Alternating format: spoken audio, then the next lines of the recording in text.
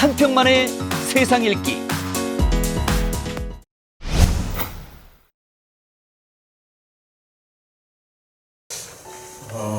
문제점을 단적으로 하기보다는 제가 설명하면서 얘기가 나올 것 같은데, 아까 말씀하신 대로 북한의 전체적인 경영 전략은 62년부터 준비해왔던 경제국방 병진 노선, 그러니까 국방력을 튼튼히 하면서 경제를 살리겠다, 두 마리 토끼를 다 잡겠다는 건데, 이게 쉽지는 않지만 어쨌든 계속 그걸 추구해야 되는 현실이고, 그러니까 이제 김정은 들어와서도 이제 국방을 이제 핵으로 대체하는, 그러니까 핵 무기를 완성해야 우리를 침범하지 못하니까 일단 그거는 완성해놨다. 조악하지만 일단 완성해놨다.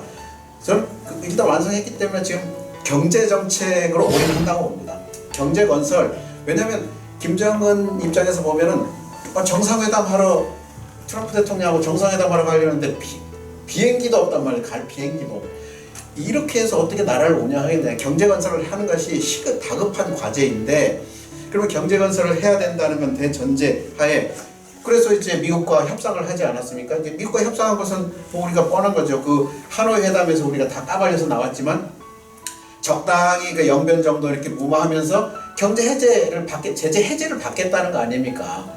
그러니까 2016년부터인가 했던 민생 관련한 거 다 좀 철회해달라. 그러면 이제 여기저기서 투자가 좀 들어오고 경제가 회복될 것 같다라는 그런 전략 때문에 이제 협상도 한 것인데, 이제는 이제 그게 안 됐단 말이죠. 그리고 나서 이제 김정은이 들어와서부터, 사실 저는 제가 보는 관점은 들어와서부터 집권하면서부터 미국과의 협상이 잘 되리라고 생각 안 했다고 봅니다. 그러나 한번 시도를 해본다. 왜냐하면 자기 외국 경험도 있고 하니까 내부에서는 다 반대했을 겁니다. 원로들은 다 반대했을 겁니다. 미국 안 된다. 그런데 김정은이 적극적으로 가서 회담도 해보고 한번 해보려고 했다고 봅니다. 그런데 역시 안 됐다는 거죠. 그거 읽을 수 있는 게 뭐냐면은 어떤 분이 쓴 책에 나오는데 북한 망명하신 태모모라는 분이 쓴 책에 나오는데요. 그 자기가 있을 당시에도 2013년인가 그랬는데, 그때부터 김정은이 이 제재 해제라는 게 안 된다. 결국에는 안 된다. 그러면 나갈 길이 뭐냐? 결국에는 관광밖에 없다.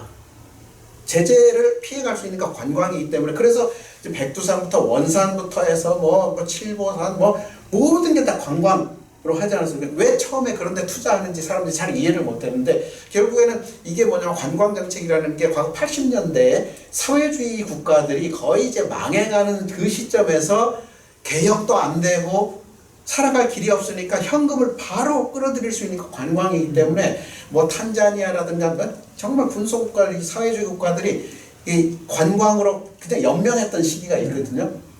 아마 북한도 관광이라는 것에 굉장히 관심을 많이 가지고 있을 거예요. 외화벌이, 노동력 수출 아니면 관광 이런 쪽에. 그래서 이제 그런 쪽으로 가려고 했는데, 그건 이제 올해 코로나 때문에 완전히 망한 케이스. 이거 하늘도 안 도와주는 케이스 같아요. 이제 만약에 코로나만 아니었으면 중국이나 러시아의 협조를 받아서 관광객을 유치가 어느 정도 됐을까 말이에요. 그래서 그렇게 보면 이제 미국하고 이제 협상이 안 된다고 봤을 때, 이제 국가 경제발전 5개년 전략이라는 걸 이제 내세워서 그걸 중심으로 해서 국내 경제는 어느 정도 기반을 닦으면서 외화를 관광으로 활용해서 이제 뭔가 도약을 해보겠다라는 것인데, 이제 이 경제 발전 5개년 전략도 제대로 작동이 안 된다는 거죠. 그래서 사실 이제 경제 발전 5개년 전략의 목표가 뭔지에 대해서도 사실 국내에 알려지지도 않았어요. 그래서 저도 북한 학자들하고 계속 토론하면서 그 부분 물어봤는데, 그게 이 사람들이 얘기하는 건 뭐냐면, 자기들도 자신 있게 말을 못 하는데, 어쨌든 이게 지금 5개년 전략을 세우기 이전에도 사실 김정일 시대에도 강성대국 건설이라고 해서 2012년에 타겟을 정해놓고 뭔가를 해왔는데 그것도 안 됐고, 또 5개년 전략으로 세워놨는데 그것도 안 되는데, 그 공식적으로 나온 문구는 뭐냐면 생산의 정상화거든요. 근데 생산의 정상화라는 개념들을 이렇게 물어보면 대충 답이 어떤 게 나오는가 하면은, 이제 앞으로 2021년 이후부터 도약을 해야 되는데, 도약하기 전에 해야 될 게 과거에 흐트러진 것들을 좀 정상적으로 가동할 수 있도록 만들어야 된다는, 그게 현실적인 목표거든요. 그래서 조금 더 구체적으로 얘기하면 그게 1980년대 북한이 국력이 경제력이 가장 왕성했던 시기가 언제나 1980년대 후반이랍니다.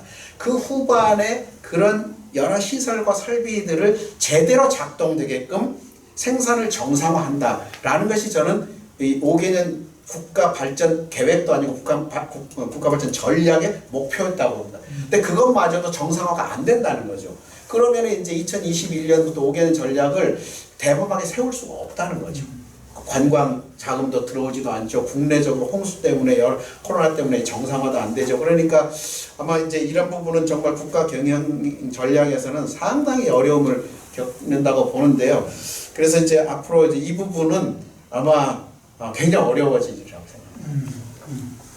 제가 한국은행이 해마다 북한 경제 통계를 발표를 하는데, 물론 북한에 직접 그 현지 조사를 할 수가 없기 때문에 국제 금융 기구들이라든가 이런 데서 일반적으로 이렇게 사용되고 있는 그 방식을 통해서 매년 한국은행이 또 관련 정부 부처와 협력을 통해서 북한의 경제 발전 결과를 매년 한 6월쯤에 발표를 합니다.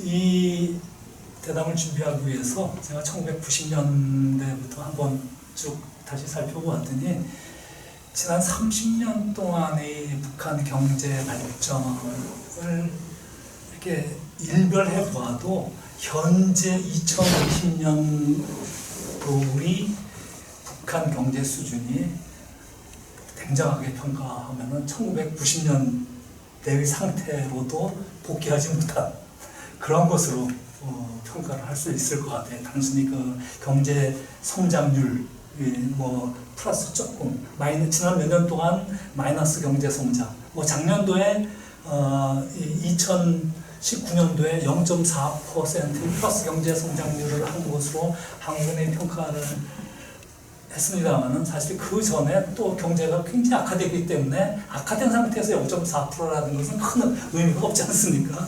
그래서 북한 경제의 오늘날 현실을 알 수가 있는데, 말씀해 주신 것처럼 또 코로나19라는 팬데믹 현상, 북한은 또 스스로를 문을 걸어 닫았으니까 또 걸어 닫지 않았더라도 주변 국가들과의 자유로운 통상을 하기가 어려운 상태에 있고, 더군다나 북한이 핵 미사일 개발을 계속 해오면서는 유엔 제재를 더 강화된 제재를 받았는데, 그 2017년부터인가는 사실상 북한의 대외 경제는 사실상 중국에 의존하고 있다라고 볼 수 있는데, 중국조차도 팬데믹 때문에 북한과의 거래 관계가 상당히 닫혀져 있는 상태이고, 따라서 북한은 뭐 경제 발전 전략 그 자체도 문제이지만은 이런 세계적인 전염병이라든가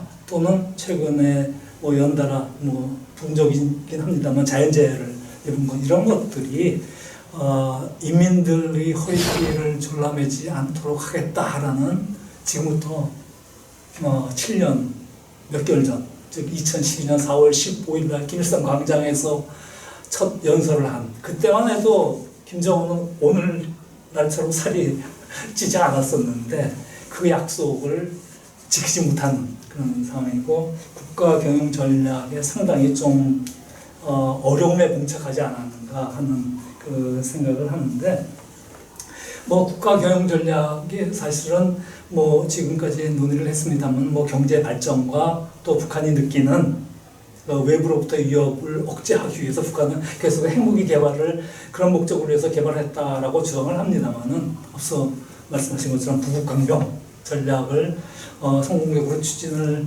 했어야 되는데, 일단 핵무기를 개발했다는 측면에서는 강병은 어느 정도 그 목표 달성을 해오고 있는 것으로 볼 수 있습니다만은, 부국은 굉장히 처져 있다라고 얘기를 할 수 있고, 그렇다면은 인민경제생활과 직접적으로 연관되지 않습니까? 물론 지금 잠시 논의가 됐습니다만은 북한 주민들이 인민경제생활, 실질적으로 북한의 국가 배급 체계가 아직도 뭐 일부 부분적으로는 가동이 되고 있습니다만은 사실상 북한 인민들이 70% 이상, 80%까지도 시장에 의존해서 살아야만 되고, 따라서 북한의 이른바 장마등 종합시장이라는 것이 뭐 450개에서 500개 정도 있다라고 평가를 하는데, 최근에도 국경지역을 통해서 이 북한 국경지역을 이렇게 요새는 촬영 기술이 굉장히 발달되었기 때문에 북한 내부 변경지역에 이렇게 자세히 볼 수 있는 그런 녹화물들이 있습니다만은 보면은 상당히 장마등이 활성화된 것 같아요. 그러니까 인민들이 그것을 통하지 않고서는 살아갈 수 없기 때문에 그러긴 한데, 바로 그 인민경제생활이라는 측면에서 북한의 경제 작동 시스템은 굉장히 사회주의, 그러니까 중앙에서 생각하는 사회주의 경제 발전 전략과는 좀 미스매치가 일어나는 그런 현상들이 나타나고 있지 않은가 하는 생각이 드는데, 김영호 박사님 어떻게 생각하세요? 예, 말씀하신 대로 이제 시장을 통해서 전국에 뭐 한 480 몇 개 정도의 종합시장이 형성이 돼서 거기로부터 주민들이 거의 뭐 80~90%가 다 시장을 통해서 생존을 하고 있다 이렇게 보고 있고요. 그래서 이제 김정은 들어온 이후에 특히 저희가 이제 그 탈북자 조사를 연례적으로 하고 있는데, 그 자료에 보더라도 김정은 들어오고 난 이후에 한 4~5년간은 빠른 속도로 인민들의 소득 수준이 증가했습니다. 이제 전체적인 그 경제 총량에서는 상당히 미미한 증가밖에 일어나지 않았지만, 북한 내부에서 느끼는, 인민들이 느끼는 실생활의 현실은 상당히 경제가 활성화됐고 또 소득이 많이 늘어났다는 것을 본인들이 스스로 얘기해 왔었습니다. 최근에는 약간 정체된 상태에 머물고 있는데, 그걸 통해서 보면 이제 인민들이 이제 시장을 통해서 이제 기대감이 상당히 높아졌고, 또 인민들이 이제 살아갈 수 있겠다라는 그런 자신감이 이제 생긴 것 같아요. 그런데 그 반면에 그러면서 생기는 게, 돈을 많이 버는 사람들은 엄청나게 많이 법니다. 한 2년 전까지만 해도 북한 돈으로 따지자면 뭐 100만 원 이상 버는 사람들이 한 10몇 % 정도 됐는데요. 올해 조사를 해보니까 뭐 제일 많이 벌었던 사람이 북한으로 7천만 원을 벌었고, 뭐 한 20몇 % 정도가 100만 원 이상으로 쫙 이렇게 올랐어요. 물론 그 인플레이션이 좀 있기는 합니다만은, 그러나 그 인플레이션이라는 게 환율로 보면은 그렇게 심한 건 아니에요. 북한 경우에. 그렇게 본다면 실질적으로 고소득층이 상당히 늘어난 데 비해서, 반면에 저소득층이나 그 소득이 전혀 없는 사람들도 이제 국가 전체적으로 공식적으로 소득을 국가로부터 못 받는 사람들은 50% 이상이 됩니다. 절반 이상이 전혀 못 받는데요. 부업을 통해서도 소득이 전혀 없는 사람들이 한 23~24% 정도가 됩니다. 그러니까 이제 절대 빈곤층이 상당히 많이 존재하면서, 또 한편으로는 돈을 버는 사람은 더 많아져서 빈익빈 부익부, 이 불평등이 북한에서도 빠르게 지금 증대하고 있고, 이게 시장화 현상의 지금 이제 다른 한 면이죠. 그래서 시장을 통해서 뭐 살아갈 수는 있다. 그런데 역시 없는 사람들은 더 지금 힘들고 살아가기 어려운 상황이 됐고, 또 그런 측면에서 보면은 약간 이제 여러 측면에서 이게 사유화 현상들도 제가 잘 믿기 어려울 정도로 많이 확산되어 있는 것 같습니다. 저희 조사해 보면은, 이제 올해 조사해 보면은 북한에서 자기 집을 자기가 돈을 주고 샀다는 사람들이 75%고요. 국가로부터 배정받은 사람이 한 13% 정도밖에 안 됩니다. 나머지는 다 자기 개인이 샀거나 부모로부터 받았거나 뭐 자기가 지었거나 뭐 이런 사람. 그러니까 주택 경우에는 거의 이제 뭐 우리가 이제 우리식으로 하자면 이제 사유화라는 현상들 이제 생겨나고, 사고 팔고 그런 현상들이 생겨나고, 뭐 여러 노동 시장도 마찬가지고. 그래서 저희가 이제 뭐 박형준 박사님 또 이 부분 또 정치 경제에서 또 전문이시니까 하실 말씀 있겠지만, 지금 현재는 고용률이 실질적 고용률이 한 50%에 이르렀다가 좀 지금 떨어지고 있는 추세 같아요. 그 고난의 행군 이후에 한참 사회가 엉망이었을 당시에는 거의 실질 고용률이 10%밖에 되지 않았다 그래요. 그러니까 회사에 출근을 다 100% 출근을 안 하는 건 아니고 출근은 다 하지만 그 당시에는 한 10% 정도만 운영하기 위해서 남고 90%가 다 나가서 다른 일을 한다, 부업을 한다는 거죠. 그런데 지금은 그게 이제 상당히 정상화가 돼서 50%까지로 쭉 한 2016년, 7년까지 쭉 올라갔다가 17, 8, 9년, 20년 이렇게 오면서 지금 좀 내려가고 있습니다. 50% 지금 40% 정도 내려가고 있어서 지금 이제 공장들이 잘 안 돌아가고 있다. 또 많은 사람들이 이제 사적 시장으로 지금 막 흘러 들어가고 있다. 이렇게 볼 수 있다는 거죠. 그런 면에서 이제 전체적인 이 경제 흐름이 지금 어느 정도 피크에 올랐다가 북한 내부 시각에서 보면 지금 많은 대외적인 문제들, 내적인 문제들 때문에 고갈되고 있는 거 아닌가 이런 생각이 좀 들고요. 아까 제가 하나만 더 지적하자면 아까 그 국가 경영 전략에서의 큰 문제점 중에 제가 하나로 지적하고 싶은 것이 뭐였냐면은 그 특구를 지금 한 28개 정도 이렇게 만들어 놓지 않았습니까? 그런데 그게 운영이 되려면은 그 운영할 수 있는 역량 있는 사람들이 인적 자원들이 있어야 되는데 그 인적 자원들이 저는 없다고 특구를 만드는데 참여하는 전문가들은 있는데 그래서 특구 블루프린트 청사진을 쫙 만들어 놨는데 그 실질적으로 운영할 사람은 경공업성이라든가 농업성이라든가 관료들이 운영을 해야 되는데요. 제가 좀 자랑 좀 하자면 저희가 북한 관료들 교육하는데 좀 간접적으로 참여해 봤거든요. 지식협력 사업을 통해서. 저는 북한 경제 앞으로 개혁이 거의 불가능할 거라고 생각합니다. 왜냐하면 그걸 실질적으로 지금 27개 특구를 담당해서 투자를 유치하고 관리해야 될 이 관료들이 이런 영역에서 시장경제 영역에서 전무합니다. 전무. 아무것도 모르고 이런 상태에서 어떻게 이 특구를 운영할 수 있을지 이 교육을 받아야 될 텐데 어떻게 그 지식협력 사업을 통해서 이제 뭐 우리나라나 아니면 중국이나 어디 가서 이걸 교육을 받아야 될 텐데 그런 경험이 하나도 없는데 어떻게 운영합니까? 운영이 어렵다고. 그런 면에서 참 앞으로 이 문제도 인적 자원도 심각한 문제. 예, 그 knowledge sharing, 즉 지식협력 사업의 그 방식을 통해서 많은 국제금융기구들이 오래전부터 북한이 소수의 관료들을 초청을 해서 이제 교육도 시키고 보내고 했는데 사실 북한이 핵 미사일 개발 전략을 가속화하면서 내부 부분이 많이 다쳤죠.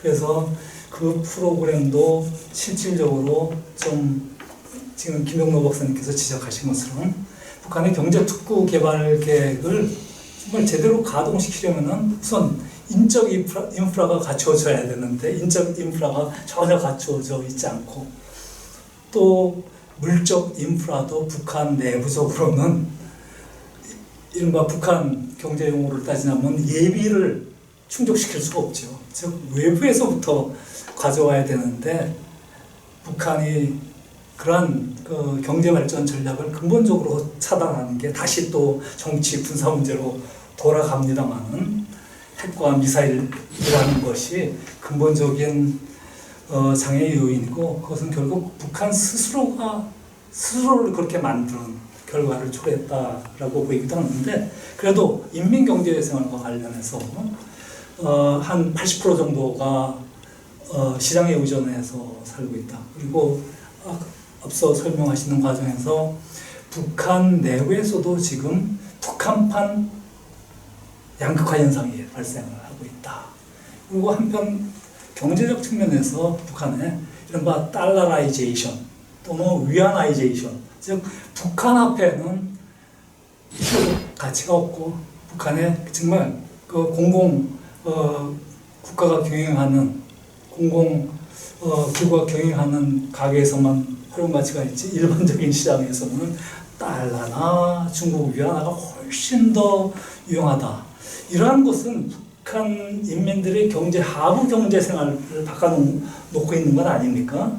그런 측면에서 박형정 박사님께 여쭙고 싶은 게 그런 전반적인 김정은 시대에 들어와서의 국가 경영 전략으로서의 경제 발전 전략이 사실상 실패로 돌아갔는데 이 하부로부터의 그런 변화 과정을 국가 발전 전략에 흡수하지 않고는 앞으로도 굉장히 어려운 것 아닐까요?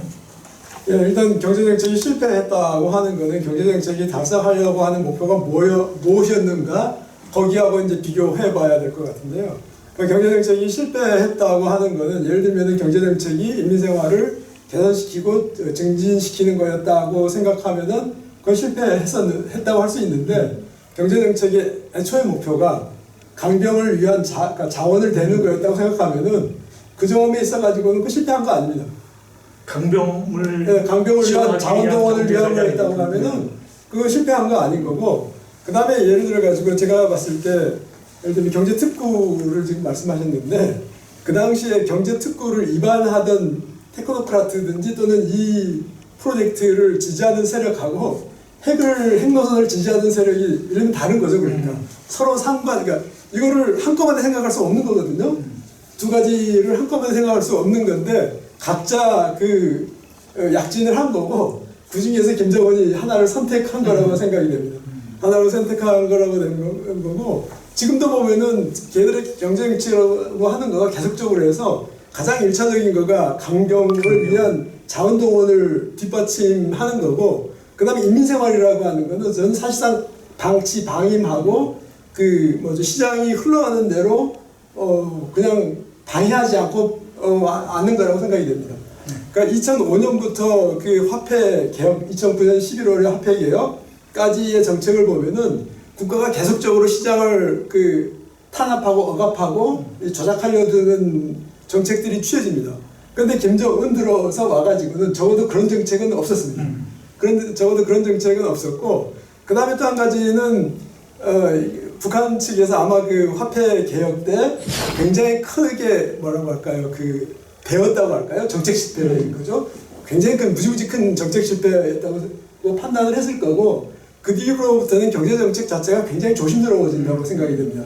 조심스러워진다고 생각되는 거가 일단 달러레이제이션 때문에 국가가 이 화폐를 발행할 능력이 없기 때문이기도 하지만은 그대로 보면은 사실상 가격이 사실상 그대로 안정되고 있는 거고 그 다음에 이번에 수혜 건도 마찬가지지만은 이 인민들의 이 생활이라고 하는 거가 이 벼랑 끝에 서 있을 때는 김정은이가 과감하게 들어가서 이용비도 군량비도 풀고 전쟁 비축비도 풀고 그 다음에 어쨌든지 간에 그게 얼마나 되는지 모르겠지만은 지금 보면은 자기가 가지고 있던 금고에서도 터는 식으로 털어가지고 지원하는 식으로 하고 있거든요. 그러니까 이런 식으로 경제정책 자체가 어떻게 보면은 일단은 최상위 목표는 이 강병을 위한 자원을 동원하는 거고 이게 다 그런 식으로 시스템이 되어 있는 거고 그 바깥의 부분에 있어가지고는 인민들이 하는 대로 이제 방치하는 건데 이 방치하는 상황에서 위기가 등장할 때마다